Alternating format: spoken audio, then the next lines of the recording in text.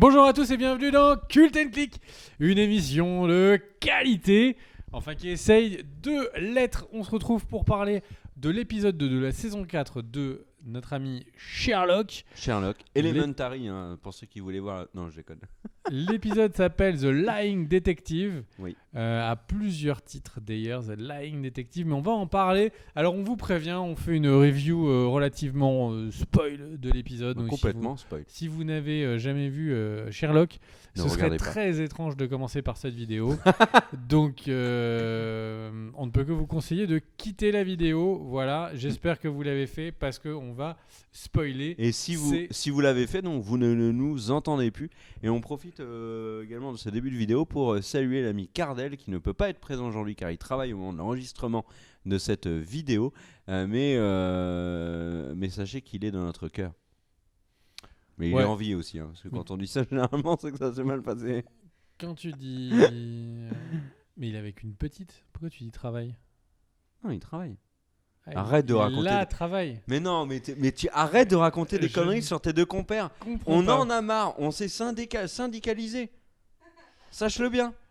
D'accord. On va te faire tomber, pourriture. Bref. Parlons de Sherlock, épisode 2, globalement, en 2-3 mots. T'en as pensé quoi? Exceptionnel.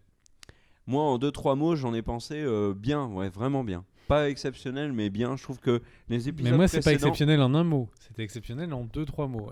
Les épisodes précédents, je trouve, Nel. ont un petit peu entaché l'image du personnage même de Sherlock. Et moi, il y a un truc, je le dis tout de suite, comme ça sera fait, il y a un truc qui me gêne beaucoup, c'est le Sherlock drogué. Ça, c'est quelque chose que je n'adhère pas du tout. Et pourtant, c'est le Sherlock des livres. C'est le Sherlock de la mais vraie légende. Oui, et puis de Elementary aussi, etc. Mais peu importe, je n'adhère pas à ça. Et moi, j'aimais beaucoup, par exemple, l'idée Tu refuses la réalité. J'aimais la beaucoup réalité de la fiction. Dans le début de la série, j'aimais beaucoup voir, je crois que c'est dans le pilote, oui c'est dans le pilote, Sherlock qui arrête de fumer en se mettant des patchs partout, tu vois, ça m'avait fait beaucoup rire que de voir un Sherlock complètement drogué. Mais là, on sait que ça a un sens. Il le fait pour une raison précise. Oui, certes, mais dans la première partie de l'épisode, on ne le sait pas encore, et du coup ça m'a un petit peu gâché le début de l'épisode. J'avais peur de retrouver l'esprit un petit peu de Abominable Pride. L'épisode spécial de Noël dernier. On rentre dans le vif du sujet. Qu'est-ce que tu as trouvé d'exceptionnel dans cet épisode? À peu près tout. En fait, comme tu le disais, l'épisode numéro 1 de la saison 4, donc l'épisode précédent, qui était surtout marqué par la mort de Marie, était un épisode que je trouvais un peu en dents de scie. On a déjà fait le commentaire dans une vidéo que vous pourrez trouver sur la chaîne, qui était vraiment en dents de scie, littéralement. C'est-à-dire qu'on avait une histoire qui avançait de manière un peu poussive, parfois vite, parfois non.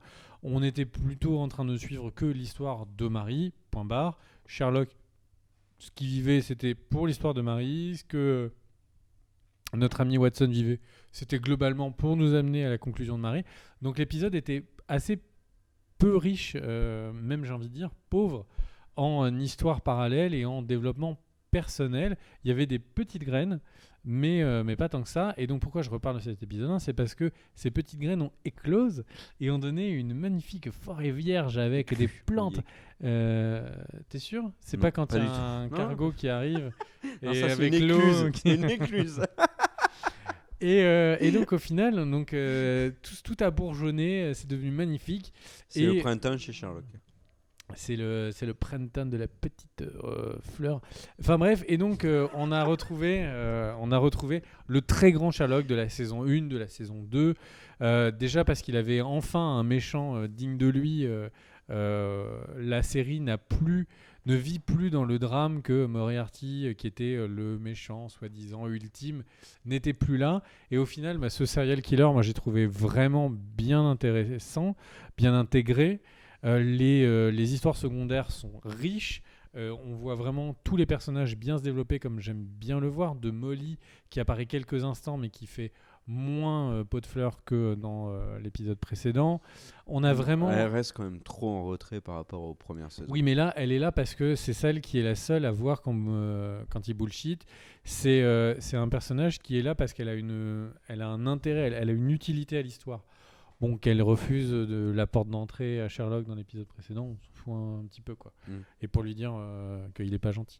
Donc voilà, et surtout, le scénario qui joue avec nous, vraiment comme un chat un peu cruel avec la souris qu'il va épuiser. Il est un coup on a un petit coup de papate, on se dit non mais en fait ça va être sur la drogue de Sherlock.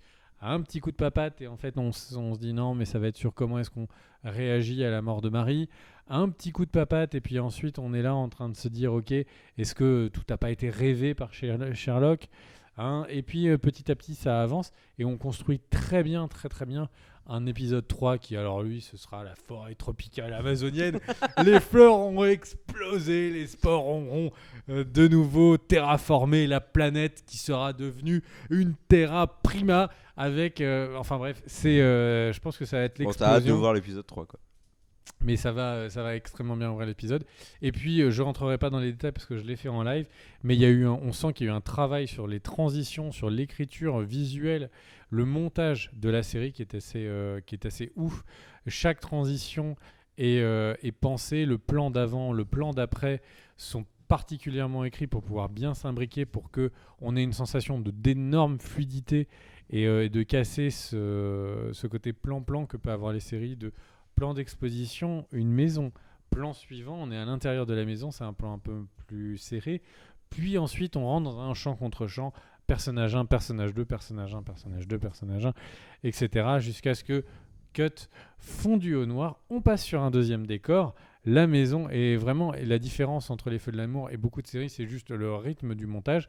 Là, Sherlock, on ne peut pas avoir ce genre de discours avec cette série. C'est une série sur laquelle chaque transition entre séquences est parfaitement intégrée. Et ça ne se fait quand il y a eu un travail de fond au moment même où ils ont commencé à écrire le scénario, au moment même où ils ont écrit le synopsis, enfin le story, où ils ont dessiné le storyboard. Bref, Sherlock est une série qui pue le style et le talent. Et quand il y a un épisode comme ça, je me rends compte à quel point Sherlock, c'est la série qui est au-dessus de tout, quoi. Enfin, voilà. Oui, ça c'est parce que t'as pas vu Viking et Tabou. Non, je te taquine. Alors moi sur cet épisode, les points très forts, je suis d'accord avec toi sur la réalisation, toutes les transitions et tout, je trouve que c'est en effet excellent. Mais pour moi, vraiment le gros point fort de cet épisode, c'est Watson. Le jeu de Martin Freeman, exceptionnel. Cette scène où... mais c'est une scène où on apprend plein de choses avec le retour d'Irene Adler notamment. Mais j'en parlerai un peu après. Mais j'ai trouvé Watson très très bon dans cet épisode. Et j'ai trouvé la relation avec Marie. Donc Marie, entre guillemets fantôme, c'est dans sa conscience. La relation entre les deux était vraiment marché très bien. Et le paradoxe, c'est finalement cette actrice qu'on avait vue notamment dans Mr. Selfridge, qui joue très bien. Elle est. Je peux pas te laisser dire ça. Donc il va changer un peu au niveau de l'AREA. Donc l'actrice a finalement son meilleur rôle quand elle n'est plus vivante dans la série. Et elle est vraiment très très bien dans cet épisode. Et la souffrance de Watson marche, j'ai trouvé infiniment mieux que tous les excès de Sherlock drogué. Et pour moi, Watson, c'est un personnage pour lequel j'ai plus d'attachement finalement que Sherlock, qui petit à petit est devenu un peu trop antipathique. Et là, bon, il est de nouveau, il retrouve un peu de forme, j'ai envie de dire, dans cet épisode. Mais Watson, moi, vraiment grand fan de Martin Freeman dans cette série. Puis globalement, Martin Freeman est toujours un très grand acteur. Mais voilà. Et après, parlons un petit peu d'Irene Adler, parce que Irene Adler, c'est le grand amour de Sherlock. C'est finalement un des meilleurs épisodes, si c'est le meilleur épisode de la série. C'était, je crois, le premier épisode de la saison 2, si je dis pas de bêtises. The Woman. Voilà, le fameux épisode The Woman. Elle avait disparu, mais on savait que, bon, elle était peut-être pas morte, etc. Et là, c'était le premier épisode. Ça commençait... Premier de la 2, je crois. Hein. La première de la 3. Il y avait aussi un redémarrage sur non, elle, je c'est crois. pas la... Ou le fin de la 2. Non, elle est qu'un épisode, il me semble. Non, tu sais, elle est un épisode, et puis après, on la revoit... Attends, est-ce que je dis n'importe quoi ? Quand on la revoit, Oui, on la revoit. Ouais, Daniel me dit oui. On la revoit quand il la sauve des talibans ou un truc comme ça. Ah, peut-être, complètement zappé. Bon, enfin bref, on savait pas où elle était, la Miss. Et là, elle revient dans la série par le biais de SMS dans une scène qui est peut-être une des meilleures de la série pour moi. Quand ils discutent tous les deux dans la pièce avec donc la révélation d'Irene Adler qui est déjà un temps fort. Mais surtout, on le savait. La discussion de Watson. Nous, spectateurs, on le savait qu'elle était vivante. Oui, j'avais complètement zappé. Mais enfin, son retour dans la série, j'ai envie de dire. Elle revient comme ça. Et notre ami Watson qui discute avec Marie et qui finalement lui avoue, cette discussion est très forte, on lui avoue ce qui s'est passé avec la femme à la robe à fleurs. Et j'ai trouvé ça vraiment excellent, quoi. Cette scène-là était très forte. Et Watson qui se pardonne lui-même, c'est mon avis, hein, Daniel ne le partage pas, notre réalisatrice, mais il se pardonne finalement cet écart et il essaye de reprendre un petit peu les choses en main, tu vois, d'essayer d'avancer, notamment parce qu'on comprend qu'il abandonne un petit peu son enfant suite au décès de sa femme. Et puis toute cette scène-là, j'ai trouvé que Marie était tellement folle, quoi. Enfin, l'actrice qui joue Marie. Donc vraiment, cette scène m'a beaucoup marqué. Et puis le twist final, avec donc, cette fameuse sœur de Sherlock. Et ben, tu vois, moi j'ai trouvé que c'était un peu trop. Un peu trop twist. Tout l'épisode, tout le temps. Non, mais c'est surtout que c'est... oh mon Dieu, c'est pas le jumeau démoniaque, c'est la sœur cachée. Ça, c'est bon, voilà, ça c'est un petit peu dommage. Mais c'est une série avec beaucoup d'intrigues qui est en saison 4. Bon, elle est obligée de faire ce genre de twist, j'ai un peu l'impression. Mais bon, on verra ce qu'elle nous amène, cette Eurydice. Ouais. Non, mais globalement, j'ai trouvé que c'était vraiment un bon épisode. Je trouve que la réalisation est toujours hyper chiadée. Et il y a un truc quand même sur Sherlock où il y a très très peu de séries qui a cet effet-là. Mais dès que le générique commence, ça y est, c'est la fête, quoi. Moi, j'adore le générique de Sherlock et tu sais que tu vas voir. Tu sais que tu vas te manger un truc extraordinaire.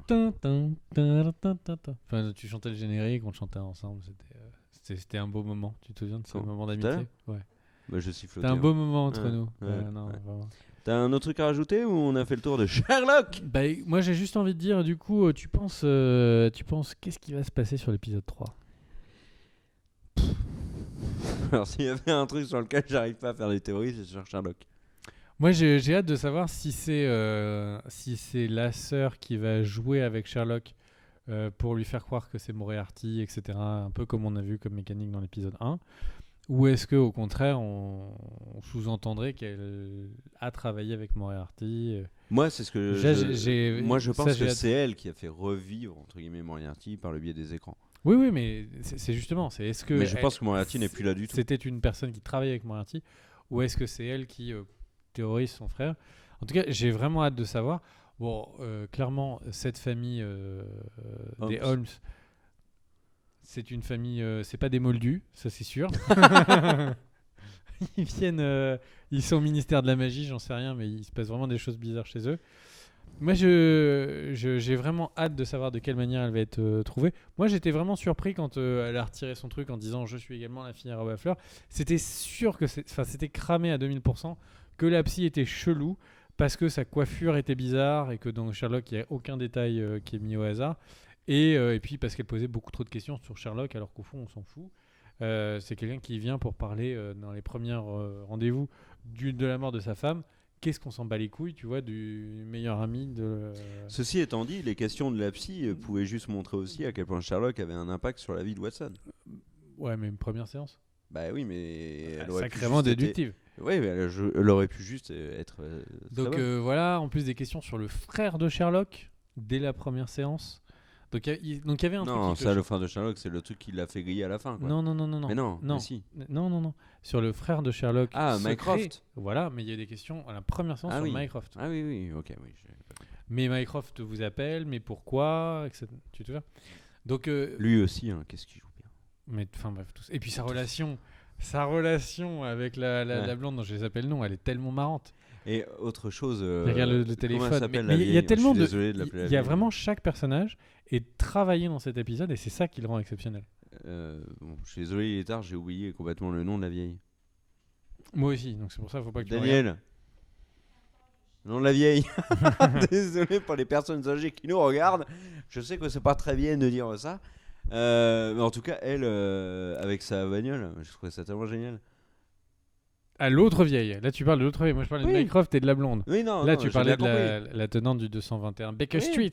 Comment elle s'appelle mais chaque personnage, on a eu du vécu sur chaque personnage en plus. Pardon ? Ok, donc elle a pas de nom. Lady Alicia. On l'a jamais entendu celui-là. Si, mais en fait, on a son code secret.